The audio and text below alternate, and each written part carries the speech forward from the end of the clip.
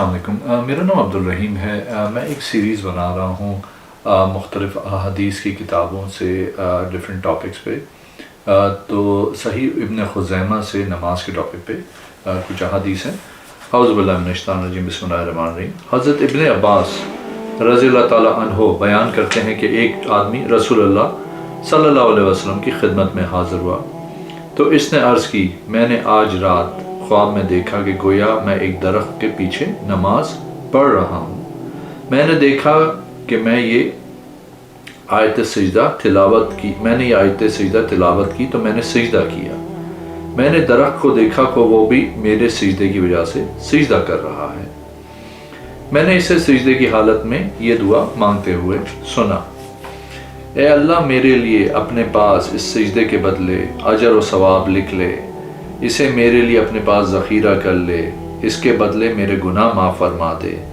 اور مجھے قبول فرما جیسے تو نے اپنے بندے داؤد علیہ السلام کو قبول فرمایا ہے۔ حضرت ابن عباس رضی اللہ تعالیٰ عنہ بیان کرتے ہیں کہ میں نے رسول اللہ صلی اللہ علیہ وسلم کو دیکھا کہ آپ نے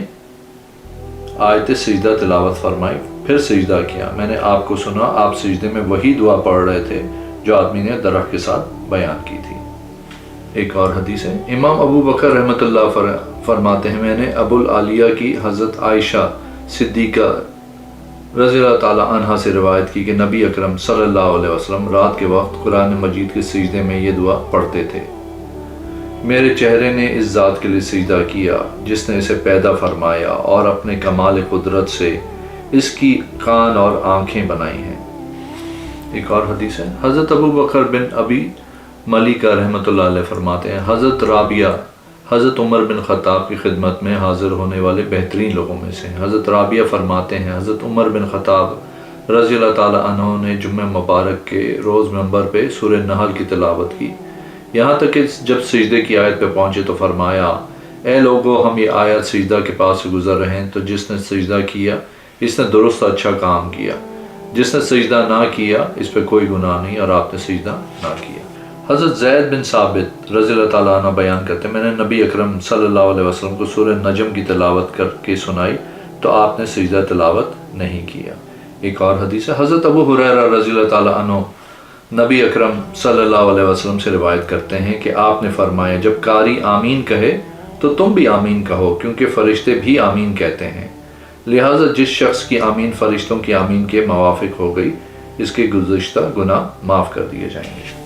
ایک اور حدیث ہے، حضرت بلال رضی اللہ تعالیٰ عنہ سے بیان ہے، انہوں نے نبی کریم صلی اللہ علیہ وسلم کو سے عرض کی، آپ مجھ پہ آمین کہنے میں ثبت نہ لے جائیں۔ ایک اور حدیث ہے، حضرت ابو ہریرہ رضی اللہ تعالیٰ عنہ بیان کرتے ہیں کہ میں نے رسول اللہ صلی اللہ علیہ وسلم سے فرمایا، جب امام غیر المغضوب علیہم ولا الضالین پڑھے تو تم آمین کہو، بے شک فرشتے بھی آمین کہتے ہیں اور امام بھی آمین کہتا ہے، تو جس شخص کی آمین فرشتوں کی آمین کے موافق ہو گئی اس کے پچھلے تمام گناہ معاف کر دیے جائیں گے۔ جناب واسع بن حیان سے مروی ہے کہ انہوں نے حضرت ابن عمر رضی اللہ تعالیٰ عنہ سے رسول اللہ صلی اللہ علیہ وسلم کی نماز کے بارے میں سوال کیا تو انہوں نے کہا، جب بھی آپ اٹھتے اور جھکتے اللہ اکبر کہتے، اور یہ اضافی بیان کیا ہے، پھر آپ اپنی دائیں طرف السلام علیکم ورحمۃ اللہ کہتے اور اپنی بائیں طرف بھی السلام علیکم ورحمۃ اللہ فرماتے۔ ایک اور حدیث ہے، حضرت ابو ہریرہ رضی اللہ تعالیٰ عنہ بیان کرتے ہیں کہ رسول اللہ صلی اللہ علیہ وسلم جب نماز کے لیے کھڑے ہوتے تو کھڑے ہو کے اللہ اکبر کہتے، پھر جب رکوع کرتے تو اللہ اکبر کہتے، پھر جب رکوع سے اپنی کمر سیدھی کرتے تو سمع اللہ لمن حمدہ، جس شخص نے اللہ تعالیٰ کی تعریف و توصیف بیان کی ہے اللہ نے اس کی آواز سن لی، اور کہتے ہیں پھر کھڑے کھڑے فرماتے ربنا ولک الحمد، اور جب سجدے کے لیے جھکتے تو اللہ اکبر کہتے، پھر جب سجدے سے اپنا سر اٹھاتے تو اللہ اکبر کہتے، پھر جب دوسرا سجدہ کرتے تو اللہ اکبر کہتے، پھر جب اپنا سر جھکاتے تو اللہ اکبر کہتے۔ پھر آپ صلی اللہ علیہ وسلم نماز مکمل کرنے کے بعد پوری نماز اسی طرح کرتے، جب آپ صلی اللہ علیہ وسلم 2 رکعات کے بعد تشہد سے اٹھتے تو اللہ اکبر کہتے۔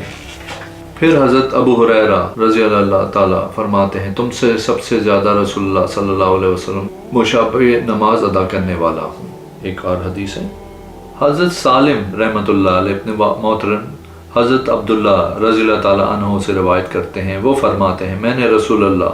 صلی اللہ علیہ وسلم کو نماز شروع کرتے وقت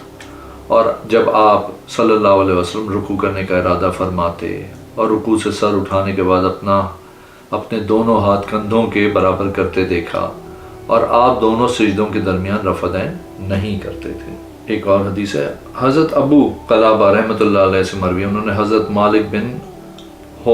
حویرث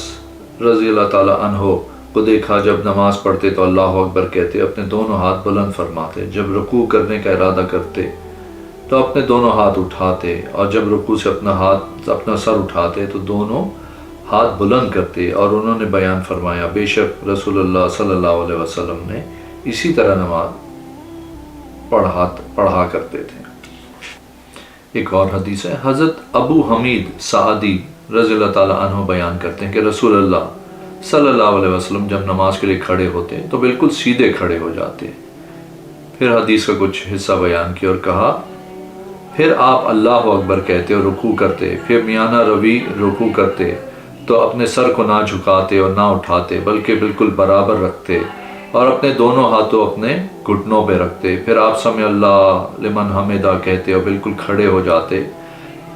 یہاں تک کہ ہڈی اپنی جگہ پہ سیدھی ہو جاتی، پھر سجدے کے لیے زمین کی طرف جھکتے، پھر فرماتے اللہ اکبر،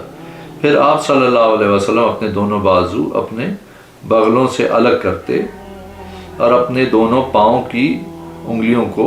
موڑ لیتے، پھر اپنے دائیں پاؤں کو موڑ کے اس پر بیٹھ جاتے، پھر اعتدال کے ساتھ بیٹھ جاتے